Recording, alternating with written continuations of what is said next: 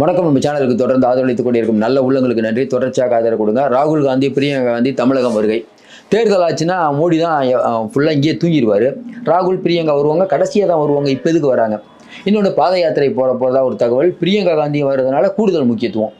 சரிங்க, ராகுலும் பிரியங்கா காந்தியும் போகிறாங்கன்னா, இப்போ பீகாரில் பண்ண மாதிரி தேஜஸ்வி யாதவ் கூட இருந்தார். அந்த மாதிரி இங்கே ஏன் உதயநிதி அவர்களோ ஸ்டாலின் அவர்களோ இல்லையான்னு கேட்டால் இல்லை. வரக்கூடிய தகவல்கள் ராகுல் காந்தி தனியாக தான் போகிறார். இன்னொன்று, 234 தொகுதிக்கும் விருப்ப மனு வாங்க ஆரம்பிச்சிட்டாங்க காங்கிரஸ். அப்போ காங்கிரஸ் இன்னும் பிடி கொடுக்காமல் இருக்குது. காங்கிரஸை பற்றி சரியாக தெரிஞ்சுக்கிறதுக்கு ஒரு சம்பவம், ஏற்கனவே தெரிஞ்ச சம்பவம் தான் ஞாபகம் ஊட்டுறோம். இன்றைக்கி இருக்கக்கூடிய சூழ்நிலையில் கலைஞருக்கும் சோனியா காந்திக்கும் நட்புன்னெலாம் நம்ம சொல்லுவோம். கரெக்ட். என் அண்ணன் மாதிரிம்பாங்க, என் தங்கச்சி மாதிரிம்பாரு. அப்படிலாம் சொன்ன கலைஞர் அவர்களுடைய பொண்ணான கனிமொழியை உள்ளே வச்சதும் அதே காங்கிரஸ் தான். கனிமொழி அவர்களும் ராஜா அவர்களும் உள்ளே இருக்கும்போது கூட்டணி பேச்சுவார்த்தைக்கு நடத்தினதும் அதே காங்கிரஸ் தான். சீட்டே கொடுக்க முடியாதுன்னு சொன்ன கலைஞர்கிட்ட 63 சீட்டு எப்படி வாங்கினாங்க? கலைஞர் அவர்களுடைய மகளை சிறையில் வைத்துவிட்டு 63 சீட்டு வாங்கினதும் காங்கிரஸ் தான். அப்புறம் காங்கிரஸுக்கு இது முன்னுதாரணம் இருக்குது. எப்படி அரசியல் பண்ணணும்னு காங்கிரஸுக்கு தெரியும். அப்போ ஒரு ஸ்டேட்டில் இருக்கக்கூடிய முதலமைச்சராக இருக்கக்கூடிய நீங்களே இவ்வளோ யோசிச்சிங்கன்னா, அங்கே எத்தனை பேர் முதலமைச்சர் இருக்கார்? ரேவந்த் ரெட்டி இருக்கார், சித்தராமையா இருக்கார், ஏற்கனவே அனுபவத்தில் மிக்க மல்லிகார்ஜுனா கார்கேயிலேருந்து ஏகப்பட்ட பேர் இருக்காங்க. அவங்க யோசிக்க மாட்டாங்களா? இன்னும் குறிப்பாக பார்த்தீங்கன்னா, தமிழ்நாட்டில் மாணிக் தாகூர், ஜோதிமணி அப்படி சில பேருக்கு இந்த கூட்டணி விட்டு வெளியில் வரணும்னு எண்ணம். 2 நாளைக்கு முன்னாடி மதுரையில் நடந்த கூட்டத்தை, சிஎம் கூட்டத்தில் மாணிக் தாகூர் கலந்துக்கிட்டாரு. அங்கே இருக்கக்கூடிய திமுக அவருக்கும் முட்டிக்குச்சு. ஏற்கனவே ஜோதிமணிக்கும் செந்தில் பாலாஜிக்கும் ஒரு பிரச்சனை இருக்குது.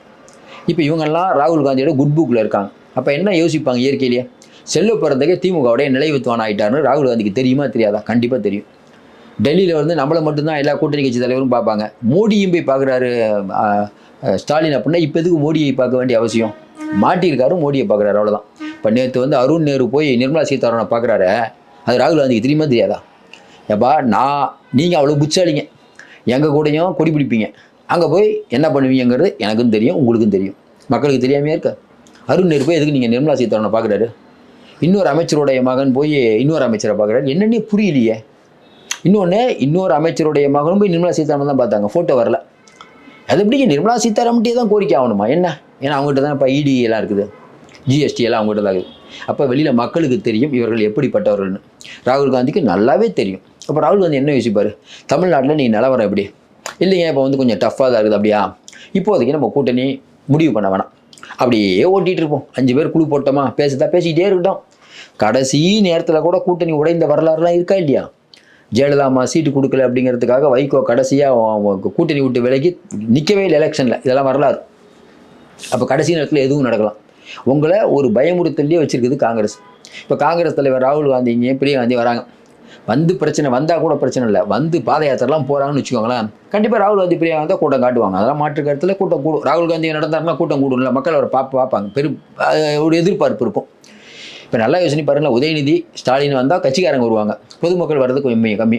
அதே ராகுல் நடந்தாருன்னா உங்களுக்கு தெரியும், எல்லாரும் பார்ப்பாங்க. இப்போ நீங்களே சொல்லுங்களேன், ராகுல் நடந்தால் அது பெரிய இம்பாக்ட். ராகுல் காந்தி பிரியங்கா காந்தி சேர்ந்து நடக்கிறாங்கன்னு வச்சுக்கோங்களேன், கூட்டம் கூடுமா கூடாதா? பெரிய அளவுக்கான கூட்டம் கூடும். இன்றைக்கி தமிழ்நாட்டில் பார்த்தீங்கன்னா நமக்கு தெரிஞ்சு திமுக ஸ்டாலினோ உதயநிதிக்கோ அவங்களுக்கெல்லாம் கூடாத கூட்டம் இவங்க 2 பேருக்கும் கூடும். அப்போ இன்றைக்கி கூட்டம் காட்டுறது தான் இன்றைக்கி பெரிய விஷயம். ஏன்னா விஜய் பெரிய அளவு கூட்டத்தை காட்டிட்டார். விஜய் அளவுக்கு கூட்டத்தை ராகுலும் பிரியங்காவும் காட்ட முடியாது, ஆனால் அவங்களுக்குன்னு கூட்டம் இருக்கும். அப்போ திமுக அப்படிங்கிற ஒரு கட்சி விஜயை திட்டி பேசணும் ராகுலும் பிரியங்காவும், ஆனால் அவங்க பேச மாட்டாங்க. ஏன்? எலெக்ஷனுக்கு கூட்டணி அறிவிக்கிறதுக்கு முன்னாடி எப்படி பேசுவாங்க? ஏற்கனவே கரூர் சம்பவத்திலையும் கண்டிக்கல. அப்போ ஒரு மெகா பிளான் என்ன ஓடிட்டு இருக்குது? நம்ம திமுகவோட அதிக சீட்டு வாங்கணும், கரெக்டாக? அதுதான் அல்டிமேட் கோல். அப்படின்னா விஜய்கிட்ட போயிடுவோம், இழப்பதற்கு எதுவும் இல்லை. அப்போ திமுக தரப்புலையும் நிலைவத்துவான்கள் தரப்புன்னு சொல்கிறதுனா இல்லைங்க, திமுக 22 எம்பி இருக்காங்க. சரி, 22 எம்பி இருந்து என்ன பண்ண முடியும்? நீங்களே சொல்லுங்கள். 22 எம்பி வச்சுட்டு என்ன பண்ணுறது? ராஜ்யசபாவில் சீட்டு கேட்பாங்க. ராஜ்யசபாவில் எண்ணிக்கை காங்கிரஸுக்கு கம்மியாகிட்டு இருக்கு. பீகாரில் ஓரளவுக்கு ஜெயிப்போன்னு பார்த்தா பீகார்லையும் ஜெயிக்கல. திமுகவுக்கு ஒரு 4 எம்பி வருது பிப்ரவரி மாதம். அந்த 4 எம்பியில் 2 கொடுங்கன்னு கேட்பாங்க. 2 இன்றைக்கி இருக்கிற நிலைமையில் திமுகவில் கொடுக்க முடியுமா? அதுதான் சிக்கல். ஏற்கனவே 1 மருமகனுக்கு முடிஞ்சு போச்சு, இன்னும் வச்ச 3க்கு கடுமையான போட்டி நிலவுது. கொடுக்கறது கஷ்டம், என்ன பண்ணலாம்? அப்போ காங்கிரஸ் கேட்குறதுக்கு அடுத்த வருஷம் நாள் இப்பயே கொடுத்துருங்கன்ட்டாங்க.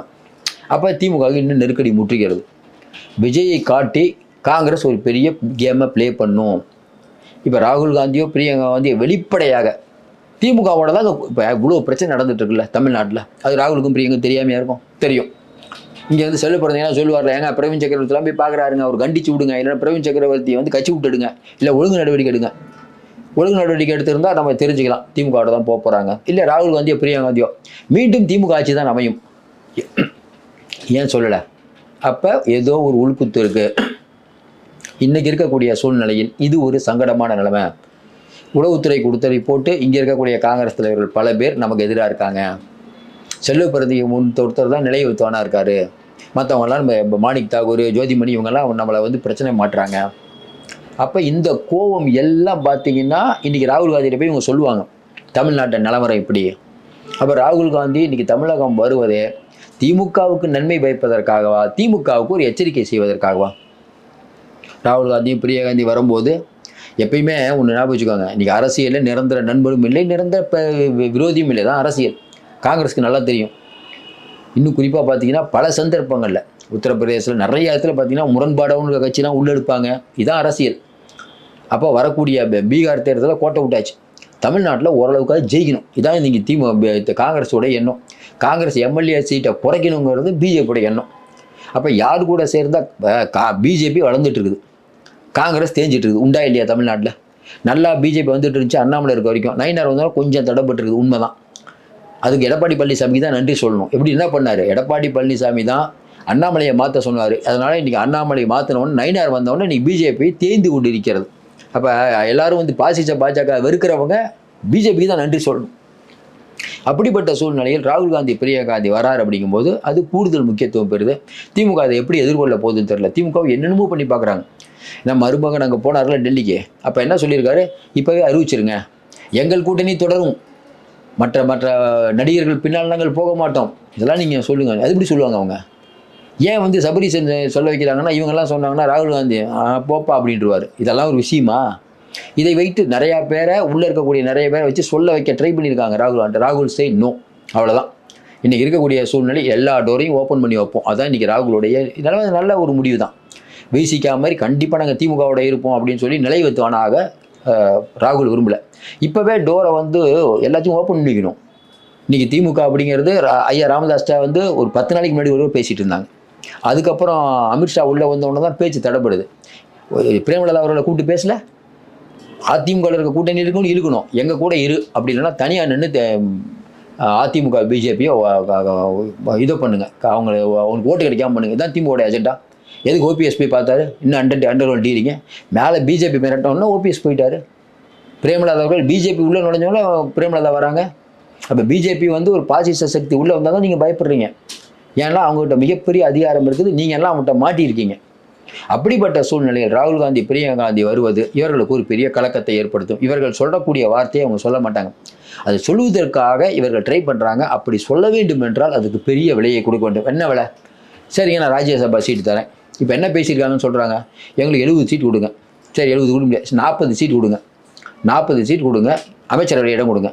சரி அதுவும் முடியாது, அமைச்சரவை இடம் முடியாது. சரிங்க 30 சீட் கொடுங்க, எங்களுக்கு 3 ராஜ்யசபா உறுப்பினர் கொடுங்க. இதான் டிமாண்ட். இதுக்கு ஒப்புத்துக்கிட்டிங்கன்னா கூட்டணிக்கு வராங்கிற லெவலில் போயிட்டு இருக்குது. எப்படி இருந்தாலும் காங்கிரஸுக்கு கையும் தான்.